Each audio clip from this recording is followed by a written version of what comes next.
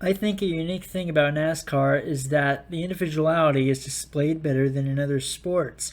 The field is condensed, so stats and stories are more accessible and understandable. Career moments are more often well known and personal. One driver cannot have a Hall of Fame worthy career, but their breakout season is easy to recall, or their reputation in the sport itself is respected based on class and one's contributions to others' careers or those of the spectators. I think this could be the case for Jeff Burton, a well-known driver with some success if you flash the stat sheet to anyone.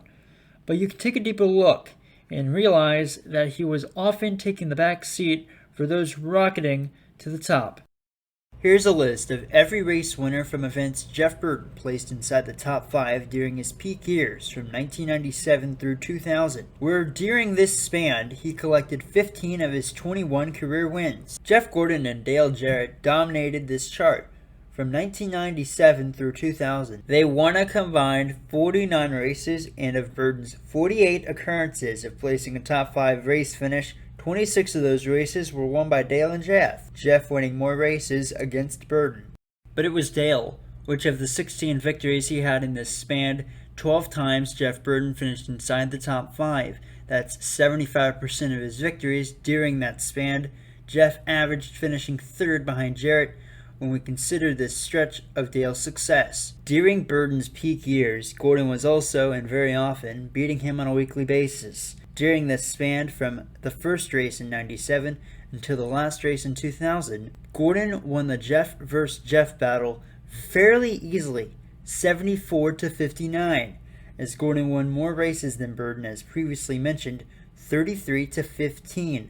Jeff Burton does not beat up on a young Gordon in any of these categories, but he comes close, scoring nearly the same numbers in both, 86 top 10s and an average finish of 11.6, while Gordon had 94 top 10s and a 10.3 average finish. Dale Jarrett and Jeff Gordon really beat up on Jeff Burton, I guess. When you look at the head-to-heads of both, they even mirror each other's success against him. No one outperformed Jeff Burton more like these two. Jeff Gordon, yes, I've known his success in a similar span.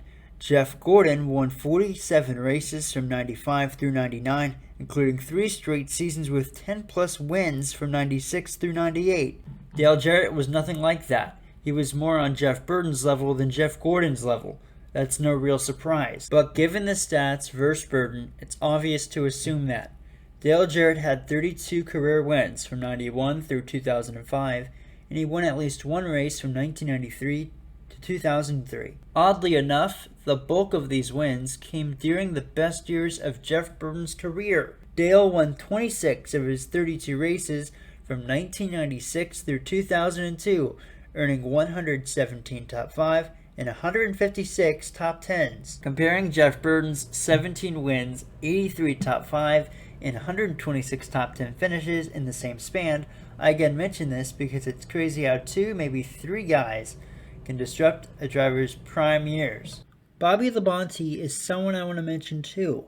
Labonte is in the Hall of Fame, but when I examine both Burton and Labonte's stats, Jeff is clearly the better driver statistically. If not for Bobby's 3 Crown Jewel wins and his championship, maybe Jeff gets into the Hall of Fame too. Bobby Labonte versus Jeff Burton is where I have the most to say though. Head-to-head numbers look like this. Bobby Labonte doesn't have a better career stat-wise than Jeff Burton. Jeff often outdueled Labonte, finishing better than Bobby 408 times in 683 starts from 1993 to 2013.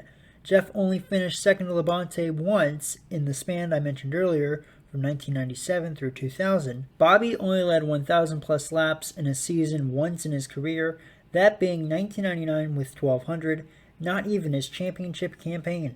Jeff finished 3rd in the title race in 2000, behind Bobby by 294 points. From 1997 through 2001, Burton and Labonte actually had both finished inside the top 10 in points each year. Like I've hit on in this entire video, Jeff's peak years were those from 97 through 2000, earning 15 victories, 6 of which came in 1999 when he finished 5th in points for the 2nd straight year, to both of his common competitors, Jeff Gordon and Dale Jarrett. Burton won 2 of his 3 Crown Jewel races that season, sweeping the season events at Darlington, including the 99 Southern 500, and collecting his first of 2 Coke 600 victories in May. Following his first Coke 600 win, Burton had 9 top 10 finishes and 3 wins to start the season, just 12 races in.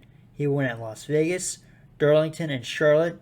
He led in all but 4 races to that point, pacing the field for 100 laps or more in 5 races too. Jeff had 888 laps led after Charlotte, quite the accomplishment, but only led 177 laps for the rest of the year in his first of 2 consecutive seasons where he had led for 1,000 plus laps. Then in 2000, Burton finished inside the top 10 in 8 of the first 11 races, including a runner-up finish in the Daytona 500 to Dale Jarrett, and a second consecutive win at Las Vegas. Burton's second half of the season saw him win at Daytona and have 7 other top 10 finishes over the next dozen races. Burton stayed between 2nd and 4th in points from race 19 at Pocono until the season finale, race 34 at Atlanta, finishing on the podium to Bobby Labonte in points after they both shared similar seasons with 4 wins each and 15 plus top 5 and 20 plus top 10 finishes. Jeff doesn't have a championship nor many recent wins, only 4 since the end of 2001, but that shouldn't distract you from understanding just how competitive he was and how close he came